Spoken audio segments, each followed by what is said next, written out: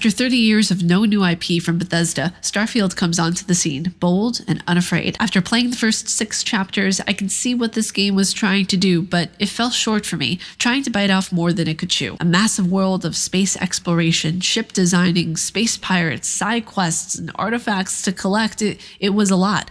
With all of this and a world that is massive all on its own, I felt like there was so much missing from the story.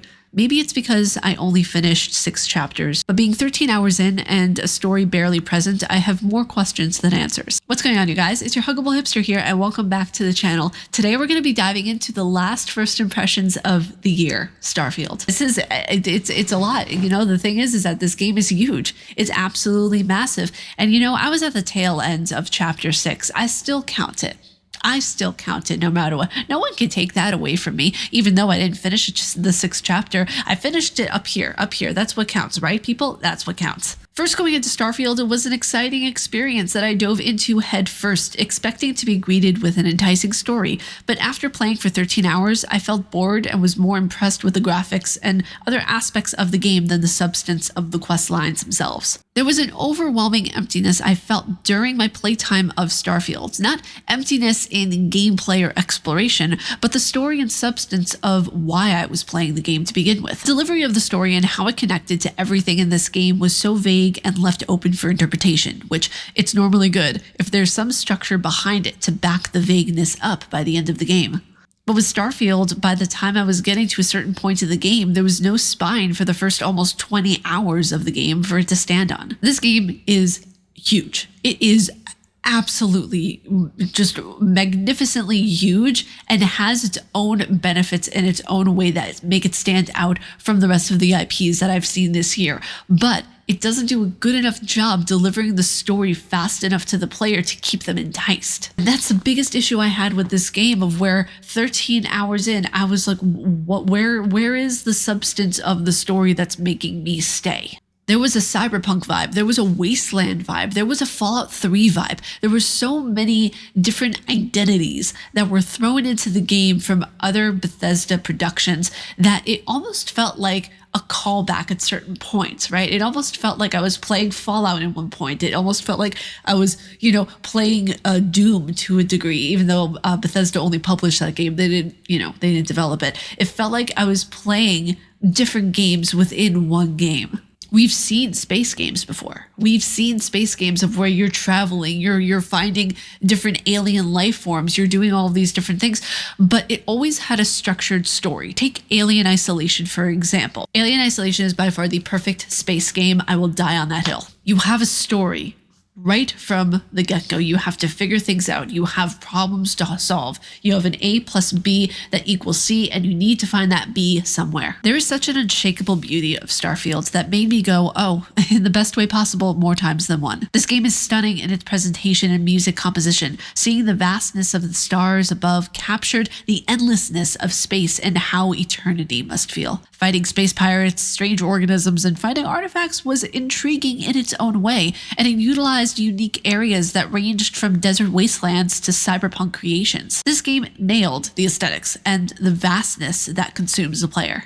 Throughout the time of me playing Starfield, there was something it was looming over me. I wasn't quite sure what it was, and then I realized, this is Fallout in space. The incredible NPCs, the weird death animations. Oddly enough, if you look at the death animations in Starfield and the death animations in Fallout 4, they almost look identical. You have the broad landscapes to explore. You have so much going on in this game that is so incredibly reminiscent, especially of Fallout 4 and Fallout 76. Starfield was made with the Creation 2 engine, which made Elder Scrolls V, it made Fallout 4, and it made Fallout 76. Now, the next thing I'm going to say is coming from a place of I don't know how game engines work, how they're created, how they're upkept, how everything is maintained throughout the years with game engines. So please take what I'm about to say just as an opinion, like everything else in this first impressions. When I think of Starfield, a game that came out this year in 2023, I don't think of it being made with an engine that is over 8 years old, because Fallout 4 came out in 2015.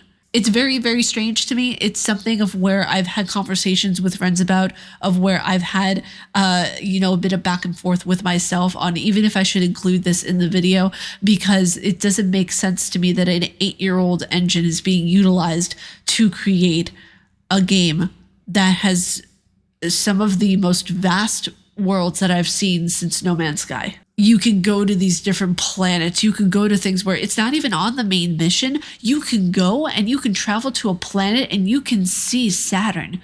You can see so much vastness. It's in that aspect, this game is incredible. It's just the story that's missing.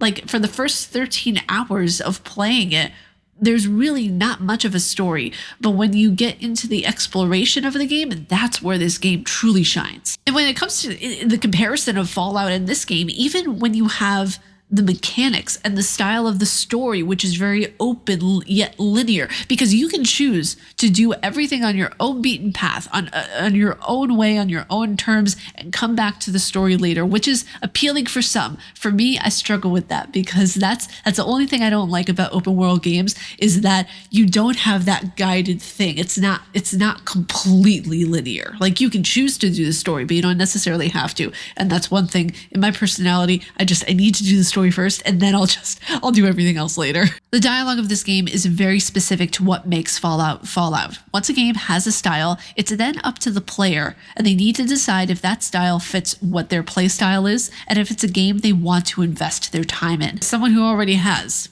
a quite iffy history with Fallout games, as a lot of you know, Fallout New Vegas being the only one I actually enjoyed. Fallout 3 had its moments of, aesthetic grandeur that I thought were really, really nice to look at. And the music is just top tier.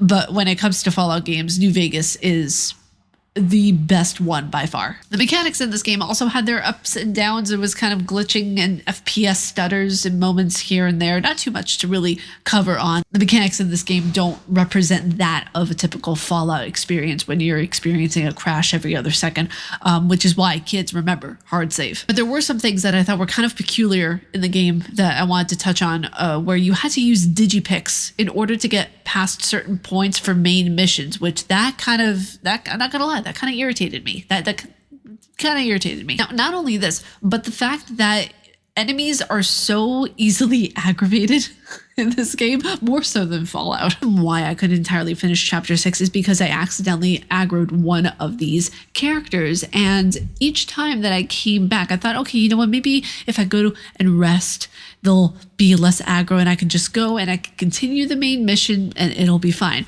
Wrong. It turned into an aggro fest that I could not escape from. I even fell off a roof a couple of times to see if I died. That would do the trick. No. It just turned into this weird thing of me trying to escape, trying to kill them, and then trying to escape, but that aggroed more of them. And then it just came in and it just aggroed everything, and everything just became, everyone was just attacking. I wish I could say I was joking. I'm not. And it's just strange. I've never seen this in a game besides Red Dead Redemption 2, of where if you go back to an area specifically, there's still aggro you. It's nowhere near this level, but it's still there a little bit. That's the only other game it can be a little bit comparable to. But yeah, during main missions, especially when you have a character that has gone aggro and you need to get away, good luck. This game has all of the things I did not like about Fallout, but it has all the things of a new IP that really struck me as creative and interesting. And I want to see more of those things, like the artifacts and the anti-gravity, being able to get these new powers. That was so cool. I'm not sure if I will necessarily go and complete Starfield. I don't think I will, just based on the fact of my weird aggro NPC experience. But you guys, that was it for my first impressions of Starfield. And for the love of everything unholy, please keep the comment section civil, okay? The first review of the new year is going to be Diablo 4, and I'm so excited for you guys to see my review on that. I am so enjoying Diablo 4. It is an absolutely wonderful adventure. You guys want a good example of an incredible story in a game that took me by surprise, that I did not expect to like? Diablo 4. But you guys, that's it for me. If you guys like my face and what I do, please be sure to subscribe and hit that bell down below. I make videos every weekday here on YouTube. You find your worth in the waking world, your hunter. Stay casually nerdy, and I will see you all in the next video. Umbaza.